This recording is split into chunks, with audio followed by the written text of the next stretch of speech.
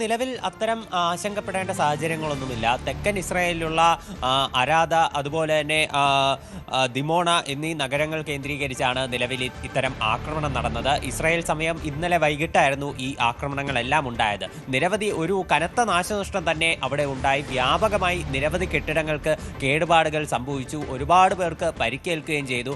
ഏതാണ്ട് 100ഓളം പേർക്ക് പരിക്കേറ്റതായിട്ടാണ് ഔദ്യോഗികമായിട്ട് നമുക്ക് ലഭിക്കുന്ന വിവരം. ഇതിൽ 88 പേർ ഗുരുതരമായ അവസ്ഥയിൽ ആശുപത്രികളിൽ ചികിത്സയിലാണ്.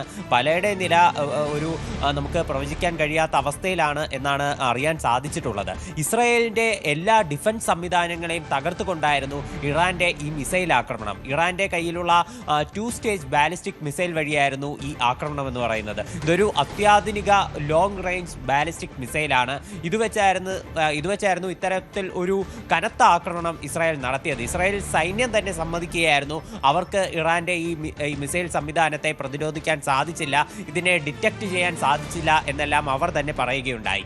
ഈ ആക്രമണത്തിന് ശേഷം ഇസ്രായേൽ പ്രധാനമന്ത്രി ബെഞ്ചമിൻ നെതന്യാഹു അദ്ദേഹം പരസ്യമായി തന്നെ പ്രതികരിച്ചിരുന്നു. അദ്ദേഹം പറഞ്ഞത് ഇസ്രായേലിന്റെ സൈന്യത്തെ കൂടുതൽ ശക്തമാക്കും, ശക്തമായിട്ടുള്ള തിരിച്ചടികൾ ശത്രുക്കൾക്ക് നൽകും എന്നെല്ലാം ബെഞ്ചമിൻ നെതന്യാഹു മാധ്യമങ്ങളോട് സൂചിപ്പിച്ചിരുന്നു.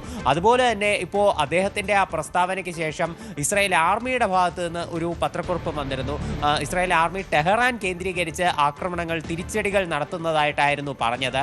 ടെഹ്റാനിലെ സർക്കാർ സ്ഥാപനങ്ങൾ കേന്ദ്രീകരിച്ച് തങ്ങൾ മിസൈൽ ആക്രമണം നടത്തിയിട്ടുണ്ട് എന്ന് IDF പ്രസ്താവന ഇറക്കി.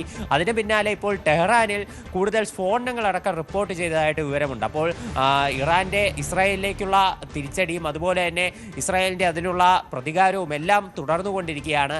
ഇറാനിലുള്ള ചില ന്യൂക്ലിയർ ഫെസിലിറ്റികൾ കേന്ദ്രീകരിച്ച് ഇസ്രായേൽ ആക്രമണം നടത്തിയതിന്റെ പ്രതികാരമായിട്ടായിരുന്നു ഈ ആക്രമണവും ഉണ്ടായത്. എന്തായാലും ഇറാനിലെ ആണവ നിലയങ്ങൾക്കും നിലവിൽ കേടുപാടുകളില്ല എന്നുള്ള വിവരമാണുള്ളത്. ഇവിടെ ഒരു ന്യൂക്ലിയർ എമർജൻസി എന്തായാലും പ്രഖ്യാപിച്ചിട്ടില്ല. ഇസ്രായേലിൽ നടന്നിട്ടുള്ള ആക്രമണവും സുരക്ഷിതമാണ് എന്നാണ് അറിയാൻ സാധിച്ചിട്ടുള്ളത്. ഇവിടെ ഈ ദിമോണ അതുപോലെ ഈ അരാദ് നഗരങ്ങൾ കേന്ദ്രീകരിച്ച് ഇവയ്ക്കിടയിലായിട്ട് ഒരു ന്യൂക്ലിയർ ഗവേഷണ കേന്ദ്രമുണ്ടായിരുന്നു. അപ്പോൾ ഈ കേന്ദ്രം ലക്ഷ്യമാക്കിയാണ് ഇത്തരമൊരു ആക്രമണം നടന്നത്.